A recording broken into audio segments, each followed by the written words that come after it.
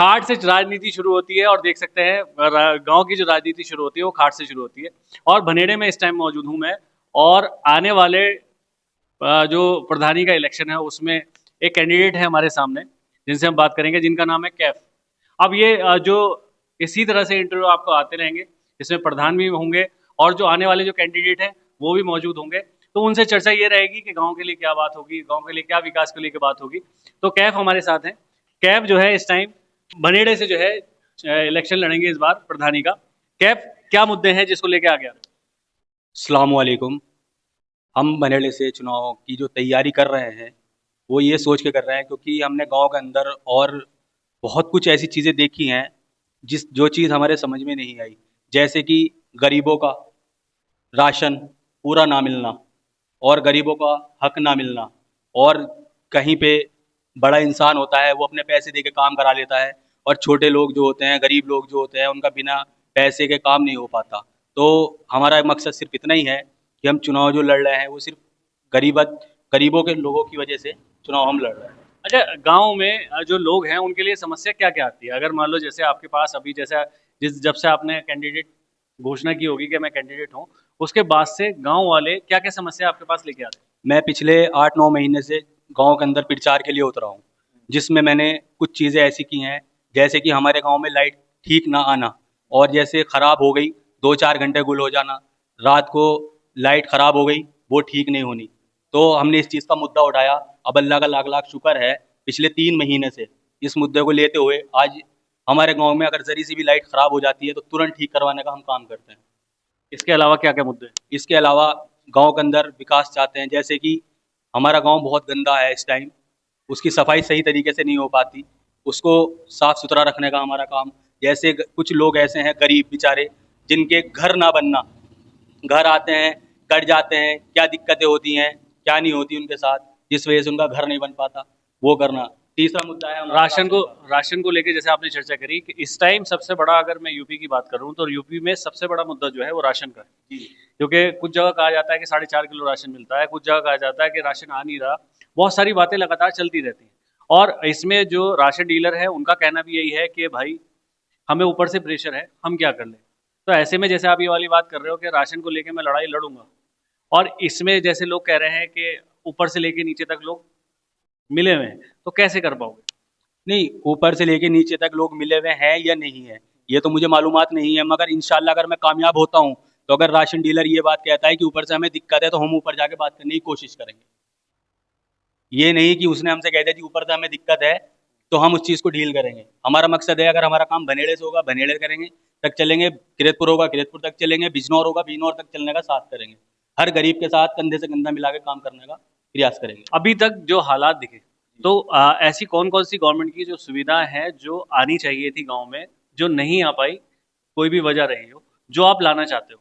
जैसे कि हमारे गांव के अंदर सबसे कम यहाँ पे कर्मचारी लगे मुझे सफाई के, इस प्रधानी के अंदर, और इससे पहले भी।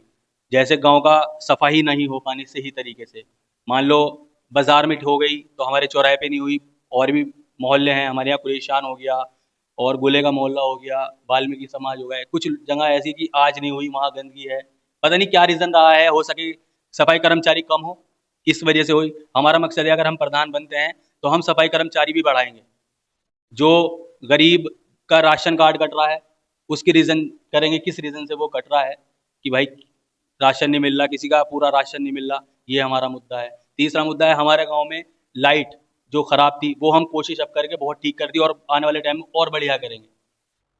और इसके अलावा एक आयुष्मान कार्ड वाली बात चल रही है। जी। आयुष्मान कार्ड को लेकर लोग दर दर भटक रहे हैं, जी। और कोई भी उन्हें नहीं बताता कि क्या हो सकता है। जी। अगर प्राइवेट वेंडर लाके आयुष्मान कार्ड लोगों के बन सकते हैं, तो उसको लेके भी कोई तैयारी चल रही अभी इस चीज़ को लेके नहीं चल रही है, मगर इस चीज़ का सिलसिला चल रहा है कि ऐसा कुछ लाएंगे हम, और आयुष्मान कार्ड अपने यहाँ पंचायत में बिठाकर काम करने का होगा। है?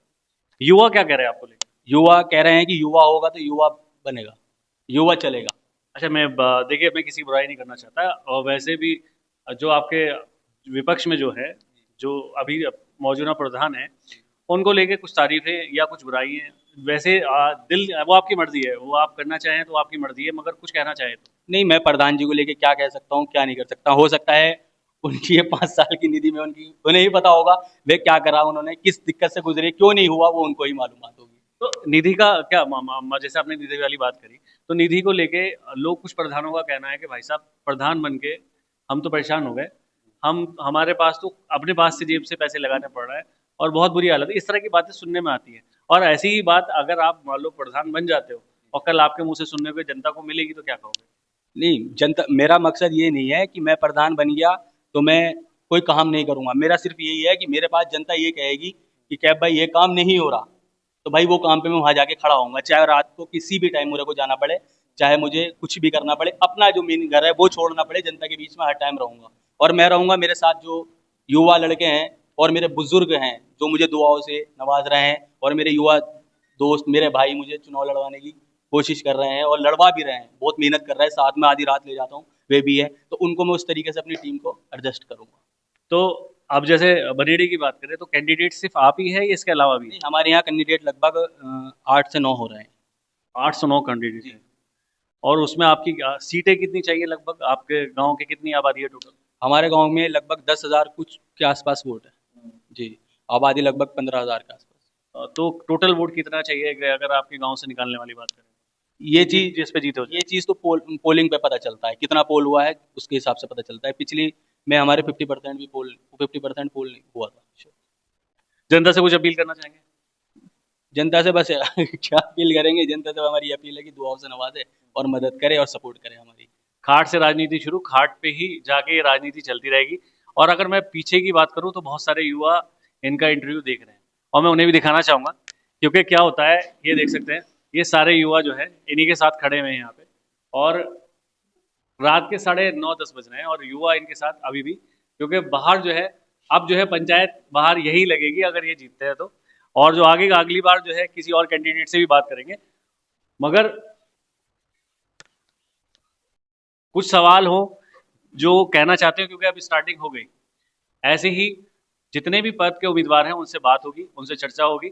और वीडियो अच्छी लगे तो शेयर कीजिएगा, लाइक कीजिएगा, क्योंकि सिर्फ आपका सपोर्ट नहीं मिलेगा तो कोई कुछ नहीं हो पाएगा। तो आपका सपोर्ट भी ज़रूरी है। और कोई भाई से सवाल करना चाहते हैं या इसके अलावा कहीं जाना, कहाँ जाना चाहिए, कहाँ पे बात करनी चाहिए, तो वो भी बताइएगा। कैब भाई का मैं शुक्रिया अदा करूंगा, पहली बार इनसे इंटरव्यू है, दोस्त भी है मेरे, पहली बार इंटरव्यू बहुत ज़बरदस्त बोले। मैं मोहम्मद फराज, केतपुर न्यूज़।